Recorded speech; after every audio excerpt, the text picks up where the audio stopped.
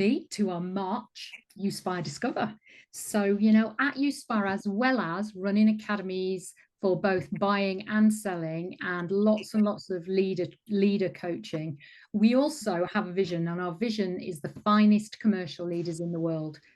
And in order to do that, we have to make sure that we give every opportunity to collect the finest leaders in the world. So you are now officially, if you've never been with us before, you are now officially in our community of leaders. So welcome to you. Today, our topic, which is about 50 minutes. Today, our topic is resilient leadership. And I'm absolutely delighted that we've got Bep Dhaliwal. Give us a wave there, Bep. We've got Bep with us. We've been working with Bep for over 5 years now, and after an illustrious career in Mars UK in both sales, marketing, and I think PR as well, in 2018 she launched Thrive 365, and wow, brilliant timing to do that, Bep, because lots and lots has been going on since then. Since then, she works across a number of sectors: FMCG, pharmaceutical, technology, and importantly, in the NHS as well, to help leaders and their teams to be as resilient as they can be. So I am going to pass straight to Bep, who is going to, I think, ask us a question. I am. So good afternoon, everybody. It is absolutely my privilege to be here today and to have this space with you to talk about a topic that I'm particularly passionate about. How do we create lives in which we thrive? So my first question, I'm just going to kick off, and I'd love to invite you to share in the chat. What is hitting resilience in your workplace at the moment? What do you feel is hitting resilience in the workplace or in your workplace at the moment? I would say mental health, and still recovering post-COVID and being out in the workplace and getting out of home. Yeah. Mental health is definitely one of those key components that we know is having a huge impact on how people are showing up on a day-to-day basis, but also how it is impacting a lot of what's happening for us. So thank you for that.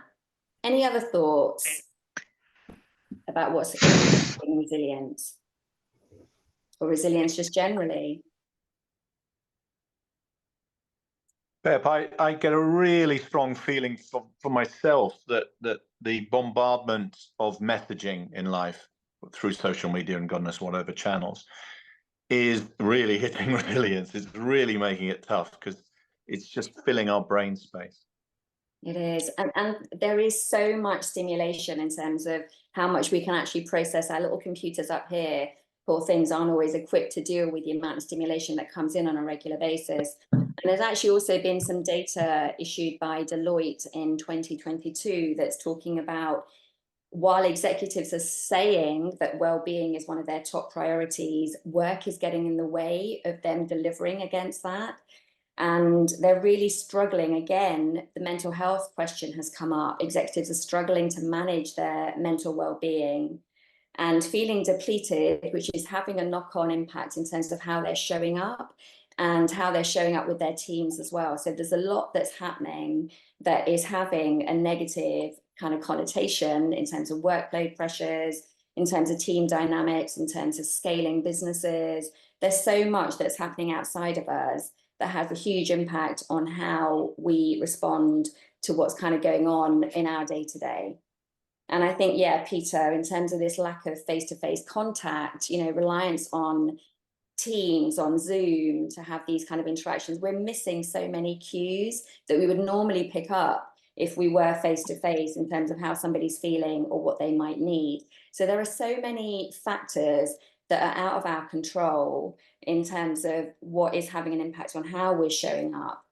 But I'm accredited with a tool called Resilience at Work, and their definition of what resilience actually is that it is a dynamic state. It's something that we need to work on a regular basis. It changes day to day, and it changes in response to what's happening in the environment around us and what tools and resources we have to respond to what's happening around us, but also the meaning that we're giving what is happening. not only the meaning we're giving the event, but also the meaning we're giving ourselves as a result of that. So you can see how many different factors are at play here. And a lot of what underpins us feeling resilient and showing up resiliently is how self-aware we are and what we're doing on a daily basis to look after our own selves in terms of our mental well-being, our physical well-being, just how we're processing workload. There are so many of these different factors that have a critical impact on how resilient we feel day to day. And if we haven't got practices in place on a day-to-day basis to filter and to do this, then we get overwhelmed quicker. And so that's why it's really important for us to recognize or to be very self-aware and also self-accountable to what we need and not be afraid to ask for what we need to support us to remain resilient. Well, I think I've got a question for you, Bep. As a leader, we've got lots of leaders on here. How should we respond to change? How do you stay resilient? Yeah, and it's a really great question that I would encourage you all to ask of yourselves as well. And for me, having done a lot of work, there's been a lot of life events that have happened to me, obviously outside of the work context, which have made me get to know me a lot better. And so that first step is recognizing, with whatever it is that's happening that's out of my control, how am I responding to that? How am I showing up to that physically, emotionally, even spiritually? You know, how do I take accountability for my role in some of these areas? But also, how do I then deliver on what's expected of me by recognizing, firstly, what are my needs? How do I play to my strengths? And then call on the strengths of those around me to also support me. This isn't something about me having to do everything on my own. We all know that good leaders know that they're surrounded by people that have different strengths to themselves.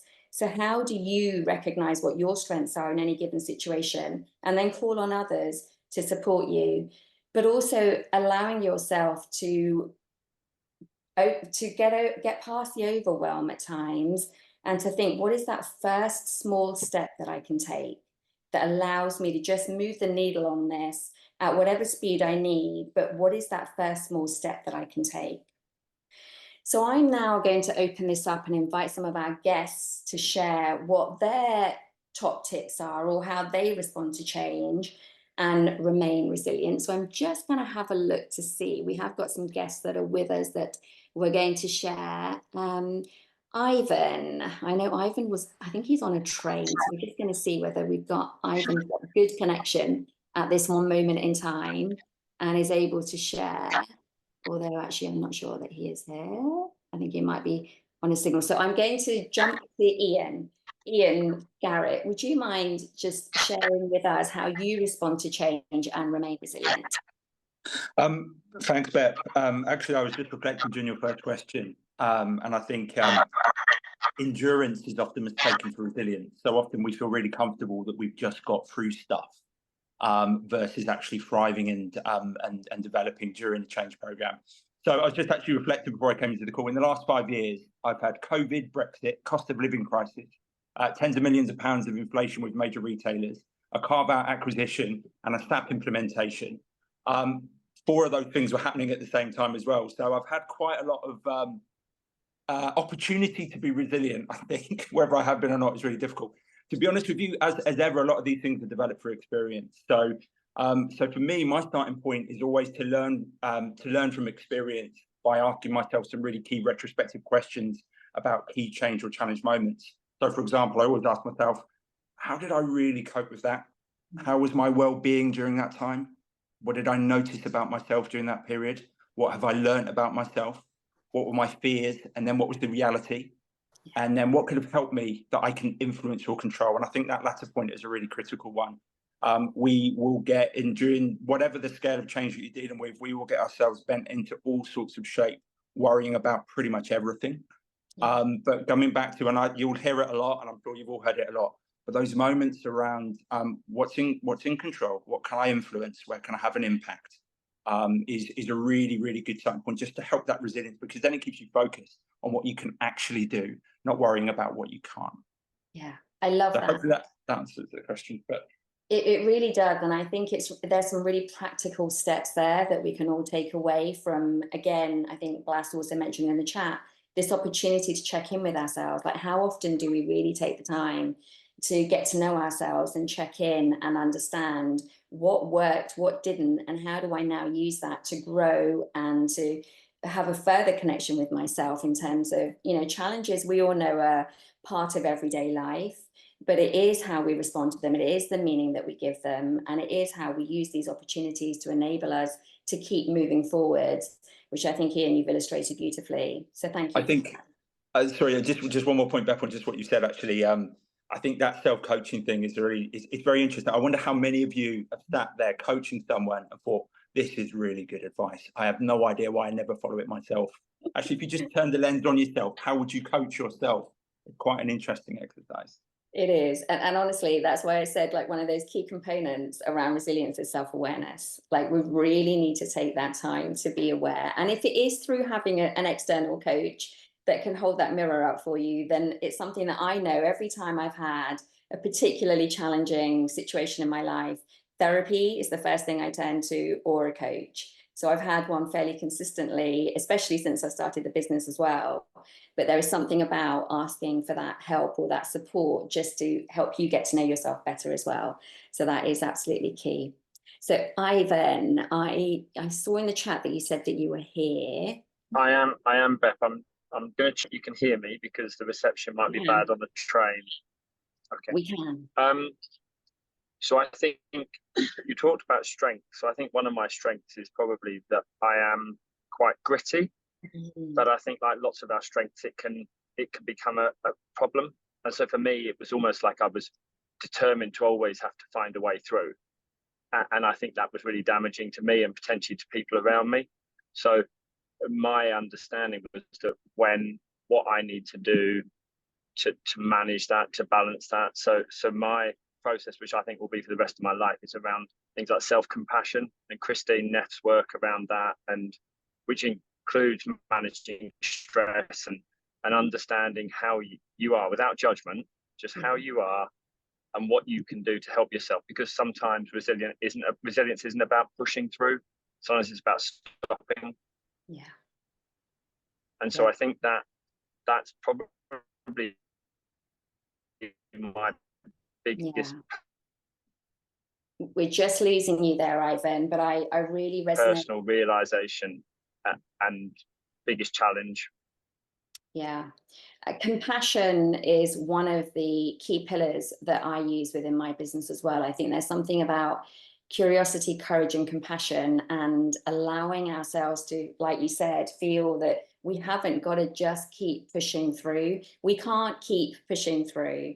We have to pause. We have to take the time to stop and understand the extent of what it is that's kind of happening outside of us. And I think the more, again, building on that self-awareness piece and that time to get to know yourself enables that response to whatever it is that's happening. You know, we aren't all machines. I'm actually doing a huge project at the moment in the NHS around talking to clinicians around kindness and cancer, because their lack of kindness that a lot of patients are sharing is something that really does need to have some input on. And the reason it's so, I'm very passionate about that topic anyway, but what I recognize is that a lot of our clinicians just don't have the time to, you know, to be compassionate with themselves, and which then does, again, filter through to how they're responding to patients and what's going on. So this compassion element is absolutely critical and a key lever within your resilience toolkit.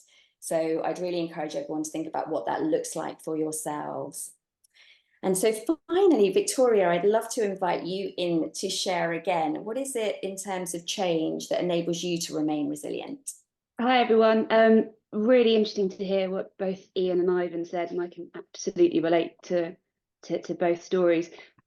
So my background is I've spent the last 8 years running businesses in private equity, and prior to that, big corporations. And private equity is a very dynamic place to be. It's quite interesting. It's clearly very lean.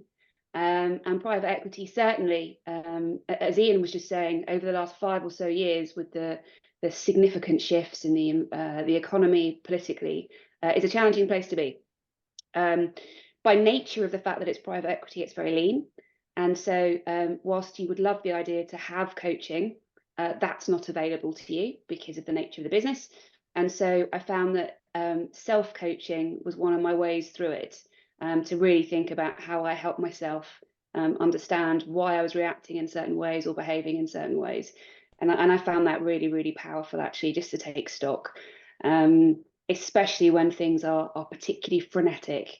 One of my big learnings is, and it's easier said than done, but if you can carve out even 10 minutes when you're at your busiest to just take a step back and think about things, it's worth its weight in gold, because that's when you need it the most. And it's the easiest thing to do, to say, oh, I haven't got time. But just a really short amount of time to give you some perspective is hugely, hugely powerful. I think the second thing I would say is, having just worked on a major carve out. So I carved out a brand from a major FMCG corporation, which involved 30 countries transitioning in 4 months. So it was very intense, and it was a global position, so across 3 continents. That came with its own challenges. And one of the things I found really important was, in this really crazed time where everyone's stressed, everyone's anxious, everyone's concerned, the opportunity for people to misunderstand each other is at its greatest. And that was one of the things, building on some of the comments we just had in terms of people being on teams and away. So when I set up this global business around the world with offices in Tokyo, Sydney, it was during COVID. So I never actually had a chance to meet anybody. And therefore finding a way to connect over teams was a very powerful thing. My point is, during that time when everyone was very agitated and there was a sense of heightened concern, going into every meeting with positive intent was one thing I found very powerful, because you don't understand people that well, you don't know them, but you've never met them. So something that comes across to you that can be quite challenging or aggressive or just unnecessary, actually you don't know the context, you don't know why they've said that, what's going on at home, what they're picking up, is that their normal style, has someone said something, have I miscommunicated something that has given this away? So really going into all of those with positive intent, but always ensuring I just reached out to understand what was behind it, because I didn't want to let these things fester. And that has been really important. And I think the fact that I did that allowed me to foster great connections with people at a time when you couldn't connect face to face and in real life. So I think that that's always been one of my mantras to go through, because in that way you can work together with change. And then for me, I have to have some sort of guiding star, some North Star to aim for. And really, I'm a very simple person. Have one thing to aim for, just one goal, and go for it. And then ask yourself the question every day, is what I'm doing and what I'm asking my team to do serving that goal? And clearly life is more complicated than that. And clearly it's way more nuanced. And there are areas of grey within that. But being really, really clear that when resource is finite, time is finite, that you are really making sure you're all pulling together in the same direction. And I found that really powerful. And my last comment is something I picked up from someone the other day, but I really like it, and I realised it's something I'd actually been doing but not put it in these words. Sometimes you work for someone in various organisations across your career, and they're not leading the way you want them to. They're not leading the business in the way that you think would be beneficial. And as a result of that, the only thing you can do is manage what's within your control. And what's within your control is to be the leader you want them to be. And I found that really powerful, because you're in that way communicating up, but communicating down in terms of how the organisation should be operating and what you expect from people. And I think just living that mantra is a really good way to come across and be proactive, because back to Ian's point, it's not just looking at what's in your control or out of your control, but what you can influence. And you'd be amazed how much you can influence if you just take stock. And that's what I did. I wrote loads of lists. I wrote loads of things down just to get my thoughts in order, because there were a million things to think about. But that would be my immediate thoughts, Bep. I love that. Thank you so much. There's so much in that. But I think what it's all kind of pointing back to is just this own self-awareness piece again, and understanding that everybody has their own things kind of going on. You know, everyone has their own meaning that they're giving every single situation that is presented, and how we can only know them as well as we know ourselves. So if we haven't taken the time to get to know ourselves, first and foremost, it will have an impact on how much we can recognize and acknowledge in other people as well. So many great tips there, Victoria. Thank you so much. Thank you to all of you. My next question, I suppose, in terms of now we've reflected a little bit on what we can do for ourselves individually, whether anyone has any tips on how do we support our teams to remain resilient? So how do we support them to remain resilient? But also, how do we know that they are resilient? You know, we can make a lot of assumptions that everyone seems to be doing what we're expecting them to do. But is there something underpinning that? Like, how do we know from their behaviors or from the work that is actually being delivered that they are resilient? So I know, Ian, you had some more top tips to share around that with regards to our teams that I'd love to invite you to share with us all. Oh, you're muted, I think.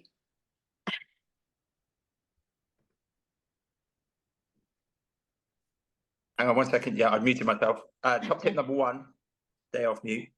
Right, so I've got 6 top tips in terms of the team piece, and I'll rattle through these as quickly as I can. So firstly, for me, communication framework, absolutely essential, whether that's status updates, platforms to share learning, that right communication drumbeat with your team is critical. Silence can be really dangerous. Obviously, clear goals, responsibilities, and accountabilities. I don't think anybody would want to hear me say unclear goals and responsibilities and accountabilities would be a good thing. But the clarity and the what and why is always powerful. Where are the milestones? When are the milestones? Tracking performance against objectives, really clear. Create that psychological safety within the group. Mistakes are going to happen, yeah? For me, you create that psychological safety through the optimal balance of support and challenge. And this is something that Mark and Amanda have always talked to me about over the years. But obviously, if you can get that challenge to your team, being really clear, results do matter, but how you get results is super important as well. So if you've got that psychological safety within your team, when you're doing your team check-ins, don't just focus on not only what you're doing, but how the team are doing. It's really powerful. Leadership confidence. Your mood really matters. Yeah, if you keep telling everyone how tough and challenging this is, they're really going to buy into that. Yeah. So try not to negatively condition your team. When it's tough, be your most energized and optimistic. Be perceptive to the moments when the team needs you the most. I can't emphasize this enough. It's so important. The team will really carry your mood. And finally, final 2, celebrate milestones within the group, however small they are. Yeah. Progress is important. Recognizing that progress is super important. And finally, review and learn from what you've done. And that does not have to be the end of any change cycle. Taking stock, reviewing, adapting, moving forward, as well as a wholesale review. And to underline the point, it's not only what you've achieved, but how you've achieved it as a group as well. Beautiful. So many nuggets within that that actually lend themselves to the resilience at work profile as well, especially around teams, which I'll take you all through. But in terms of, for me, and I think building on Ian's point, you know, what's needed for a team to be at their best within the system that they're operating in. And it's really important to recognize that. What is the system within which they're currently operating? What resources do they have? What's the pressure that they're under? Be clear on that purpose and the direction, a bit like what Victoria said. What's the North Star? How does everybody come together and deploy their strengths so that we're moving in the same direction, and they recognize the value that they all individually bring? And again, building on Ian's point, like, where are they in terms of their own resilience on a personal level? We don't know what's always going on, but are we opening that conversation up so that people feel psychologically safe to be able to share what's kind of going on, but also still deliver what is required in a way that, you know, maybe there is a bit of adjustment that's needed here and there. But how are we supporting individuals within our teams to take responsibility for their contributions? You know, how are we solution focused? Again, building on Ian's point, as a leader, are we enabling that conversation for them to think about the solutions that we can offer versus the problems or the challenges that we might have? So perspective is huge in all of this. And that safety that enables them to collectively come together, to have each other's backs, to recognize that maybe somebody might need a little bit more support on a particular part of their commitment or their challenge is key. But we need to just make sure that we're consistently role modeling the behaviors that we need the team to be showing. But also recognizing, and again, building on Ian's point, how do we sharpen the saw? How do we continually as a team keep growing and keep getting better? And that will mean, and a lot of the teams that I know I've worked with, one of the challenges is we don't celebrate success. We don't acknowledge when things have gone really well or what the individual components were that enabled that result, and build on that and continue to build on that. So there are lots of factors to consider, but I really like to point that Sarah made in the chat as well about let's be ready for whatever big challenge, or, you know, if we're about to do something that's requiring change or a different way to do things, how do we talk about what resilience requirements are needed in advance of this project going live? Or, you know, how do we have checkpoints within the project that make sure that people feel seen and heard, that we're acknowledging what's required, what's happening, you know, what resources, where do we need to adapt to change? You know, because there will still be change. There will still be things that don't go according to plan. How do we adapt? How do we become agile within some of these factors? So the team resilience profile that I have a profiling tool that I use on has 7 different components. And I think we talked about this in advance of this session today, that whilst resilience is often pinned in the well-being category and doesn't always get the attention that it requires, well-being is just one part of the 7 components that we use to measure team resilience. So we have an individual resilience profile, but we have a team one, and then we use the same 7 components for leadership profiling. And so the 7 components for team resilience, the first one is how robust are we as a team? Does the team know where we're going and why it's important? So again, going back to Ian's point about, you know, what is the direction that we're all sailing in? Is the intention, you know, grounded in being agile? Can we be agile? The second component is how resourceful are we? So again, in terms of the resources and the processes that we have in place, are they the ones that are going to enable us to deliver against what's required? Do we need to bring in more resources? Think about how we might, you know, allocate budget differently. What is it that's required to deliver from a resources perspective? And also within resources actually is using individual strengths. So how equipped is each member within that team to be able to deploy their strengths and do what they do best? Number 3 is around perseverance. So this is persisting despite any setbacks. And this is where we have this sense of optimism and hope. How do we flex what we're doing? How do we reframe? You know, how do we make sure that we continue to present solutions to the challenges that we might be facing?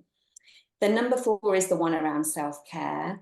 So we demand a lot of these bodies of ours on a daily basis, but how well are we looking after these bodies from an emotional, mental, spiritual, physical element? You know, sleep, we know, is a critical component to how we show up and how well we show up in our day-to-day lives. But are we making sure that we've got a good sleep hygiene pattern? You know, are we aware of what happens when we know that we're tired? We all know that we show up. I show up very grumpily when I'm tired. So taking responsibility for that is something that's down to all of us. But how do we manage this and how do we make people aware of this?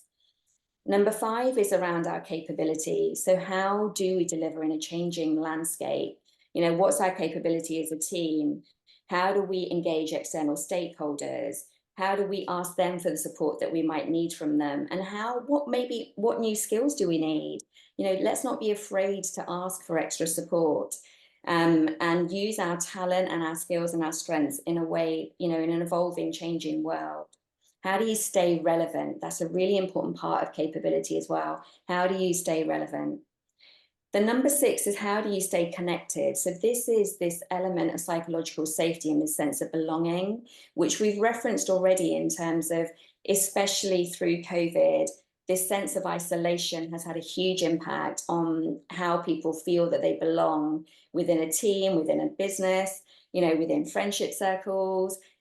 Belonging has been impacted in every single part of our lives, and how we now nurture that sense of belonging. So it's really important that we think about how we connect people. And again, we've talked about, you know, what kind of check-ins are we having with our teams, and how, you know, all of these things that sometimes disappear when the pace picks up in a work environment, that check-in diminishes. So we need to be really aware of how we remain connected. And then also this sense of alignment. So do we have a shared motivation for success? You know, our individual success and our team success. So is everybody getting something out of this in terms of how we're moving forward? And what does success look like? You know, for you as an individual, for you as a team, have we even taken the time to define that? So that's different to just what the business is expecting. That's how we come together to make sure that, again, we're delivering in a way that is meaningful, because this has a huge impact on individual resilience. Is, do I feel that what I'm doing is meaningful? So I'm just going to have a quick look in the chat, see if anyone else is, I mean, I know there's a lot of things that are going on in the chat, which is amazing. And I'd invite Victoria, in terms of team resilience, what maybe you've used in the past, or how you've ensured that your team are resilient despite what's kind of going on that's out of our control. Yeah, so a couple of thoughts on that. I think the first thing is consistency of key messages. So I guess a bit like I was saying about having the guiding star or the North Star, everything is going to change, especially when you're in a highly complicated, fast-moving environment. But where you can ensure consistency, I think that's probably the most important thing. And even if it's one thing that's the direction, it just means that even if the landscape shifts and the sands shift, people still know broadly they're going in the same direction. And I really emphasize that, because I found it exceptionally powerful during times of significant change. I think the second thing is recognizing that there is also the challenge of knowing that you're going to go through various changes given what's happening in the business at the point in time. So it's okay to signpost those and say, we're at the beginning of this process, we're at the beginning of this, we're going to work together, and then what I expect to happen is this, this, and this. Because in that way, you're recognizing there will be a level of change. I think probably that one of the worst things you can do is start to tell people it'll get better in 2 months, it'll get better in 3 months. I'm sure we've all been through that, and it's highly demotivating when those 2-3 months come up, and actually, if anything, it's worse or more challenging, and you can't see the light at the end of the tunnel. So signposting that you're going to go through these level of changes, which is completely normal if you're forming a new team and then moving through different stages, I think is hugely important. And then I wrote this in the chat and deleted it because I didn't want it to be taken out of context. But since you've asked me, Bep, here I go. I agree with everything that's been said about positivity and uplifting people and energizing people. But I do want to call out that sometimes it's okay to say, in those rare occasions, there's no spin I can put on this, right? Because and it should be used sparingly and with caution. But what I would never want to do is not be authentic. And I think there have been a couple of times where I've taken a step back and just thought, oh, the business is expecting me to spin this. They're expecting me to spin this and you know, make it into something so that we can move everyone forward. But the people that work for me are smart. They know me, and it will not come across as an authentic. I won't believe it. Yeah. My poker face is not that good anyway. So the reality is sometimes you just have to call it and say, do you know what? It's one of those rare occasions where this is just really frustrating, and then you deal with it however you want to do it. You know, we'll just call it for today. Let's come back refreshed tomorrow, whatever it may be, because sometimes that's the only way to move forward. And I've been in environments where there is this sort of pervading sense of toxic positivity, and it's exceptionally dangerous. And I'm not saying anyone on this call is saying that, by the way, but it's exceptionally dangerous because it pervades the culture, and you get to a place where people start to believe the positivity when they should be more objective, and you start to see it pay through in the numbers being called, or the way the business is being assessed or reviewed, because the sense is, it's, you know, we're optimistic, we can make this happen, we can drive it. Actually, the data says it's highly unlikely we're going to hit that number, or it's a 50-50 shot, or it's, you know, it's less than 70, so put that opportunity in as an opportunity and not in your base numbers, whatever it may be. Yeah. And I think that is one example where it can really, really pervade in an unhelpful way. So that's just a further thought I wanted to add.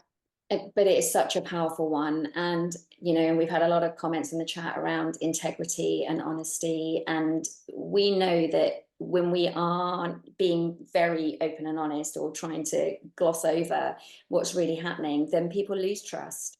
And that's more damaging in terms of getting them or wanting them to show up and continue to be part of this team if we're not being honest. And I can honestly say, having been through observing one redundancy situation and myself taking voluntary redundancy for the second one, but the sense of explaining why it was important and taking me on the journey with the organization to understand that was absolutely critical in terms of how I was then able to make a choice that was relevant for me. And so I really recognize that we do need to be open and honest. And I think, again, a comment made in the chat by Sarah, it's authenticity is key for our own well-being. If we've got that tension inside of us that we know what we're saying isn't totally honest or true, or, you know, harmful in some way, then that is going to be impacting us on the inside. So there is a sense of how we make peace with a lot of this as well that's critical. Sorry, Bep, just to add to that, I think the distinction is the quality of communication, information, the tracking of objectives that you have around you. I mean, if you've got someone standing in a room sort of telling everyone to be relentlessly positive while the building's burning down, yeah, absolutely, you disconnect.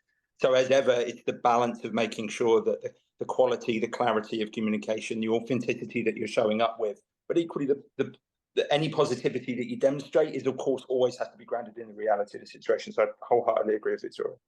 Yeah, really powerful. Thank you. Does anybody have any questions? We've actually got a little bit of time for questions, if anyone has anything. Yeah, I've got a question actually, and I was talking to somebody only this morning about this very topic, and this issue that we have, and it's in the resilience model around this connection.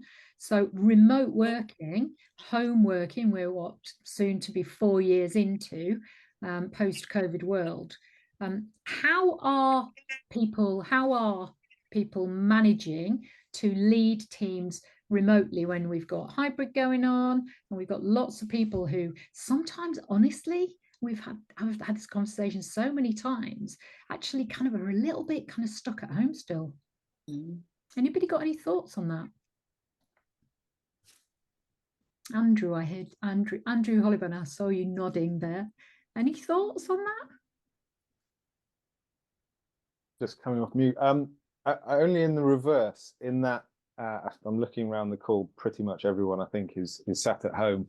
I was actually in the office yesterday and really felt the benefit of it, not just connecting with people in my direct team, but just connecting with people in the business, having those 30-second conversations.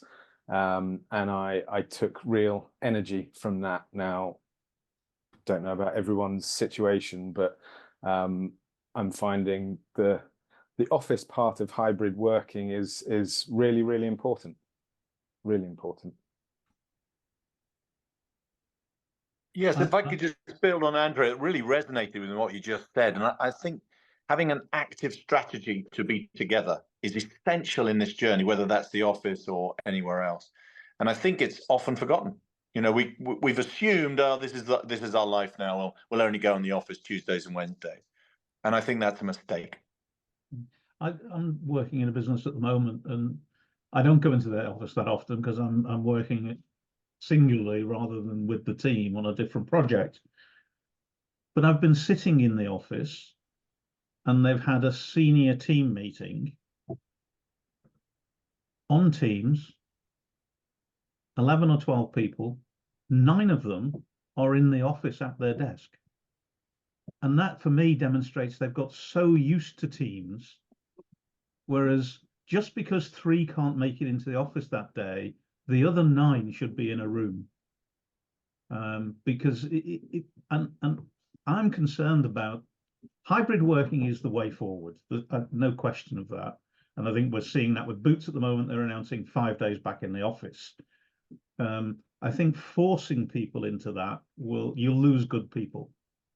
It's about getting the job done. It doesn't matter whether you're at home or in the office. The key is, I think, as you've just said, Mark, is making those times when you have to be together, because that's when the great ideas come out. You know, even if you bump into each other at the photocopier or the coffee machine or in the kitchen, somebody will mention something and that will trigger an idea. It doesn't happen on Teams. You can't see how people are feeling. You can't gauge the ultimate intent when they walk away. You know, you can see by their body language whether they agreed with you or not. When they turn off Teams, you don't know what they're doing. So, and we're all guilty of it, I guess. We have to make time to do these things. And understanding how important that connection is in terms of building trust in so many different ways as well. So I think you're spot on. We do need to do that. We all need that sense of being in the same room to connect. Can I add one more to that? I totally agree with all that's said. And recently we've connected, you know, in other parts of the business with our network face to face. And I can honestly say the energy, the enthusiasm, the motivation that engendered within a group of people, honestly, everyone skipped out and wanted to come back the next day. It was that powerful. But my point, actually, what I really want to make is that we have a lot of people that work for us within your companies and your teams that are perhaps younger and have never had the opportunity yet to work within the office environment, to understand what a water cooler moment is, to understand how important the coffee machine really can be, and to galvanize that. And I think as leaders, we have a huge responsibility to not forget that and to make sure we enable them to experience the team, the people dynamics that is food for us people. We need it to survive. And I think our challenge as leaders is how do we do that logistically, geographically, motivationally, and emotionally without it necessarily being, this is what we're going to do today, because they don't know and they want it has to be inclusive and it has to be something that they experience through and through. And we know that the increase in mental health challenges in young people is greater because of this lack of connection, as one of the components of this lack of connection. So I totally, echo that, Pippa, thank you. I totally agree. So I work hybrid with my team, and the importance of meeting up, I think. I've been doing performance reviews this week, and of course they don't take very long, they're a couple of hours, but then we've been spending 5 hours together just talking and just eating, and I think it's really promotes the psychological safety, the face-to-face, and the fact that as a leader you are demonstrating that you want to give them time. You want to give them time, you're there to listen, and it's the face-to-face meetings that you really do extend those conversations, and more comes out because people feel more comfortable and have the opportunity to think things through, and they don't feel they're timed. So I think you have to have trust to work remotely for people to be at their best and to be comfortable. But I think a sense of belonging can be lost sometimes by working at home. and pacing. They tend to either overwork, not be able to gauge the balance of how to pace themselves. So, and it's that checking it. It's checking in. It's very difficult to check in with your team. Yeah. Over Teams, isn't it? So, and I think it's really powerful. There is, and I think there's so much there, Charlotte, that you've shared. So thank you for that. And I think there is something about this fundamental human need that we all have to feel seen, heard, and valued. And that does get lost. And I think what you've done, or what you've demonstrated, is by taking the time aside from the check-in to do more of that connecting is really, really powerful. So thank you for sharing. Showing your interest, I think, is important, isn't it? Got time for one more comment, I think. Hi, can I just mention something on meetings in the office? So when you're in the office, we're all I guess there's an encouragement, or there's a temptation to go into lots of meetings. But when you go into the office, we found it really easy not to plug all your time in different meetings, because then you go in a hybrid office, you end up sometimes going into a room just for yourself to join lots of different meetings when everybody else is remote. What works really well is try and do your meetings when you're at home or you're working on your own. And then when you're in the office, create some time so you can go around and speak to people. You can have lunch with somebody. You can just grab a coffee and create some space in your diary to actually give some time to others, and where others can actually give time to you as well. There's always a temptation to, as I said, to load the diary, but we've got to clear the diary to build those human interactions and build that relationship. Yeah, really powerful. And I think, building on that as well, you're right. How do we restructure? I think Victoria put that in. The structure of meetings needs to change, like what we're expecting from each other and in those moments. That's a really great point, John. Thank you. Thank you, Bep. Absolutely brilliant contributions. Thank you so much. It's been amazing. When we talk about meetings and we talk about it, the rhythm of business meetings, I always think if you're really intentional about what you need from each meeting and then change it, you need to kind of think about how you need to reset the business rhythm so that you are together at the right times with the right people and not on Teams in the call, and make sure that you've got a really clear need for each of those meetings. And it's a new business rhythm that is not going away, so we need to take action. And it really helps to think about the resilience that you need, and therefore how is this going to help resilience? Because we get this distance bias. So distance bias actually, and a proximity bias, those in the office, are by their very nature are going to be closer, and therefore actually there's lots of people who are distant who are going to be excluded. So really important.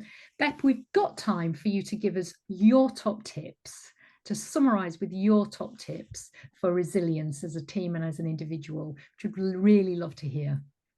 Yeah, I'd love to share. So I hope everyone's taken a lot away from today's session, but just for us to understand that resilience is an essential ingredient for sustainable high performance. And when people feel healthy and psychologically safe, then they're coping and they're thriving and they're bringing the best of themselves to work. But it's important that we recognize that it is a dynamic state. It changes in response to what's happening in the environment around us, the resources that we have, the meaning that we give the situation that's occurring, but also the meaning that we give ourselves as a result. So there is so much to resilience, but taking the time to be self-aware as to what your needs are, what your strengths are, and what you need to cope sustainably is a critical component, not only as a leader, but also, I suppose, as, a regular individual who is creating a life in which they thrive. So it's something that does require daily input, but being aware of what you need to make the most of anything that presents itself is critical. Thank you for your time, everybody, today. Fantastic. Thank you, Bep. One more thing, two more things, actually. Absolutely love, Pip has just put this in the chat, actually. What one thing in the chat can you do from today which will improve or work towards a stronger and more resilient team, either as you as part of the team, as you as, or are you leading the team? What one thing would you leave us with? Can't see yours, Mark. Yeah, put your own mask Your on. own mask on first. Be the leader you want them to be. That was Victoria's quote. Absolutely. Yeah. Fantastic. Taken. Thanks, Nicola. More time to, yeah, good. Yeah, understand your team's needs. Role model, slowing down. Thank you, Sarah. Yeah, all of the above. Thank you. This is the very first time that we've done this, but I'm going to ask you if you would mind just spending 2 seconds before we finish giving us some feedback, because we run these sessions every single month, and you know, it would be great to get some immediate on the spot feedback, certainly for Bep and for all of our guest speakers. Actually, if you wouldn't mind giving us some feedback before I put the QR code up and allow you to get back to your lunch. I'd like to thank Bep in particular for taking the time to plan out and to organise our speakers as well, organise our guests, and to all of you for your contributions. So thank you, Ian, thank you, Victoria, and thank you, Ivan, from the train for all of your contributions, and particularly to you, Bep. Let me just share my screen, and I would absolutely love, grab the QR code. You can do it after we've left, but I'd love to say thank you so much. Our next session will come through, is in April, and I think Chris is going to put that in the chat as well if you want to sign up for that, but we will send you something after today that describes what our next sessions are for you to sign up to. It's been brilliant to see you all, absolutely amazing to see you all, and if you've got that QR code, we'll say goodbye.